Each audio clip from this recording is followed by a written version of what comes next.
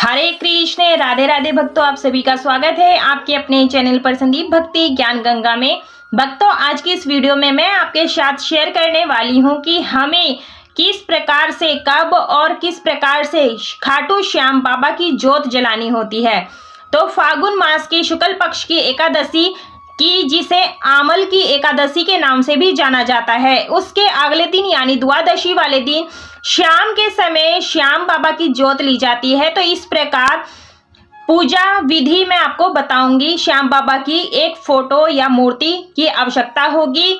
यदि आपको फोटो या मूर्ति आपके पास ना हो तो आप भगवान श्री कृष्ण का या लड्डू गोपाल का फोटो या मूर्ति भी ले सकते हैं, क्योंकि बाबा श्याम जो है वह भगवान श्री कृष्ण का ही स्वरूप है। तो देखिए भक्तों, मैंने यहाँ पर एक प्लेट में चावल ले लिए हैं और आसन देंगे दीपक का। मैंने यहाँ मिट्टी का दीपक लिया है। आप पीतल का, सोने चांदी का दीपक ले सकते हैं। यदि ये भी नहीं है तो आप स्टील की कटोरी ले सकते हैं पूजा वाली, और उसमें आप देसी घी का या तिली के तेल का दीपक जलाएं। तो देखिए, मैं यहाँ पर अक्षत और पुष्प ले रही हूँ और गणेश जी का ध्यान करेंगे और साथ में खाटू श्याम बाबा का भी ध्यान करेंगे। उनसे प्रार्थना करेंगे कि आप हमारी चौकी पर आइए और हमें पूजा करने का सौभाग्य प्रदान कीजिए। उसके बाद जल गंगा जल से हम यहाँ पर छींटा लगा देंगे। भक्तों, आप ये पूजा अपने घर की रसोई में भी कर सकते हैं। यदि आपके वहाँ पर नॉनवेज प्याज लहसुन का प्रयोग ना होता हो तब कर सकते हैं, और या फिर आप घर के मंदिर में पूजन कर सकते हैं, या फिर इस प्रकार से चौकी लगा करके भी इस पूजन को कर सकते हैं। भक्तों, क्योंकि बाबा श्याम जो है वह भगवान कृष्ण जी का ही स्वरूप है, तो यहाँ पर आप भगवान श्री कृष्ण का भी पूजन कर सकते हैं, या आप बिन फोटो या मूर्ति के भी इस पूजन को कर सकते हैं। तो देखिए, स्नान कराने के बाद में हम जनेऊ समर्पित कर देंगे और फूलों की माला पहना देंगे, क्योंकि इसमें मुख्य रूप से जोत का ही पूजन किया जाता है और श्याम बाबा के नाम की जोत ली जाती है। तो देखिए, वैसे तो घर जो हर महीने की द्वादशी आती है यानी 12 को आप श्याम बाबा की जोत ले सकते हैं, लेकिन फागुन मास के शुक्ल पक्ष की जो द्वादशी होती है उस श्याम बाबा के नाम की जोत लेने का एक अलग ही महत्व होता है। तो हम चंदन रोली से सभी को टीका कर देंगे, क्योंकि यही वह दिन है जिस दिन श्याम बाबा ने अपना शीश भगवान श्री कृष्ण को दान में दिया और शीश के दानी कहलाए। तो यहाँ पर हम एक चौकी लगाते हैं, और ये चौकी आप प्रदोष काल में पूर्व दिशा की तरफ, उत्तर पूर्व दिशा की ओर लगाएं। अक्षत अर्पित कर देंगे, तभी हमारा टीका संपूर्ण हो जाएगा।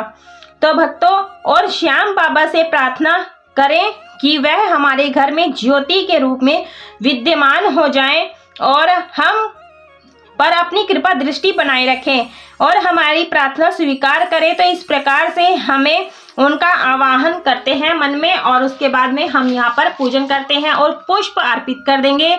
यदि आपके पास पुष्प नहीं है तो आप बगैर फूलों के भी आप पूजन कर सकते हैं, लेकिन कोशिश करें कि आप फूल जरूर से व्यवस्था कर लें। भक्तों, श्याम बारस के दिन यानी द्वादशी के दिन हमें व्रत रखने की कोई जरूरत नहीं होती। आप बिना व्रत रखे भी इस पूजन को कर सकते हैं। जल का भोग लगा देंगे, क्योंकि एक दिन पहले ही यानी एकादशी के दिन कई लोगों का व्रत होता है। तो आप अगले दिन पवित्र होकर के आप इस पूजन को करें, और हो सके तो पूरे परिवार के साथ मिलकर के करना चाहिए। द्वादशी वाले दिन परिवार के सभी सदस्य शुद्ध सात्विक रहें और शाम को इस पूजन को करें। जो इनका भोग प्रसाद होता है वो गाय का कच्चा मीठा दूध होता है, खीर चूरमा जरूर से बनाया जाता है, पंचमेवा का भोग लगाया जाता है। तो देखिए, मैं इसमें बताशा डाल रही हूँ। आप मिश्री, धागे वाली मिश्री डाल सकते हैं और चीनी भी डाल सकते हैं, शक्कर भी डाल सकते हैं, लेकिन इस तरह से हमें भोग लगाना है। लेकिन ध्यान रहे, जो दूध है कच्चा होना चाहिए। तो पंचमेवा का भोग लगा देंगे। भक्तों, फागुन मास की द्वादशी है, तो इस दिन अबीर गुलाल का भी प्रयोग किया जाता है, तो आप जरूर से कीजिएगा पूजा में। भक्तों, खाटू श्याम बाबा भगवान श्री कृष्ण का ही स्वरूप है, और कलयुग में श्याम बाबा का एक ऐसे देवता है जो शीघ्र ही प्रसन्न हो जाते हैं। इसलिए फागुन बारस के दिन श्याम बाबा की जोत जरूर से जलानी चाहिए। तो देखिए, भेंट स्वरूप हम यहाँ पर जटा वाला नारियल लेंगे, पानी वाला। मैंने यहाँ पर कलावा बांध दिया है। देखिए, इस प्रकार 3 बार लपेटना होता है, और दक्षिणा आप अपने सामर्थ्य के अनुसार 21, 11, 51 रख सकते हैं। जो कि पूजा करने के बाद में ये श्री कृष्ण जी के मंदिर में दान करके आना है, यानी रख कर आना है। हमें ये अपने पास नहीं रखना है, आप मंदिर में श्री कृष्ण जी के मंदिर में चढ़ाकर आएं। तो देखिए हमने ऋतु फल का भोग लगाया है, आप चाहे यहाँ केले का भी भोग लगा सकते हैं, जो भी आपको ऋतु फल मिल जाए जरूर से अर्पित करें। भक्तों, कई लोग होते हैं जो भोग प्रसाद में तुलसी पत्र नहीं डालते हैं, लेकिन आप तुलसी पत्र जरूर से डालिएगा, क्योंकि बिना तुलसी दल के भगवान भोग स्वीकार नहीं करते हैं। तो भगवान श्री कृष्ण का ही स्वरूप है, तो तुलसी पत्र जरूर से डालें। भक्तों, जैसे हमारी पूजा संपूर्ण हो जाती है तो आप ये भोग प्रसाद परिवारजन में बांट दें और स्वयं भी ग्रहण करें, और नारियल को आप मंदिर में दान कर दें।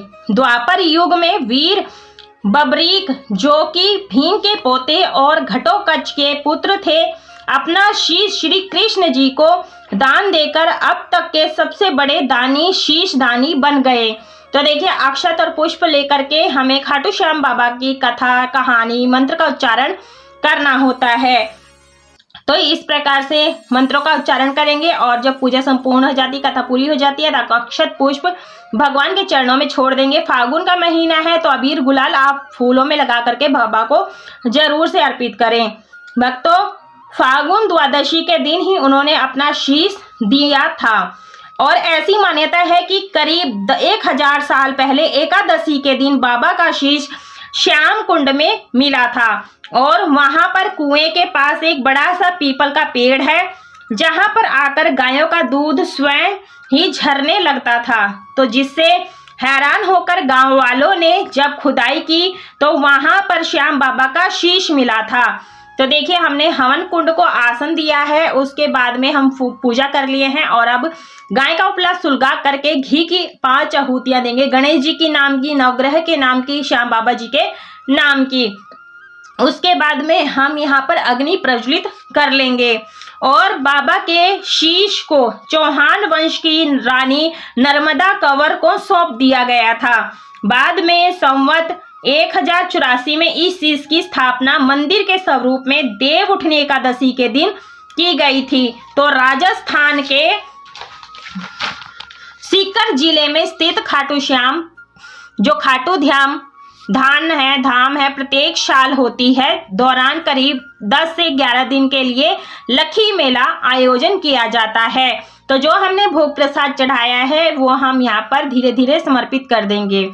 तो कहते हैं अग्नि के माध्यम से भोग प्रसाद हमारे भगवान देवी देवता ग्रहण कर लेते हैं।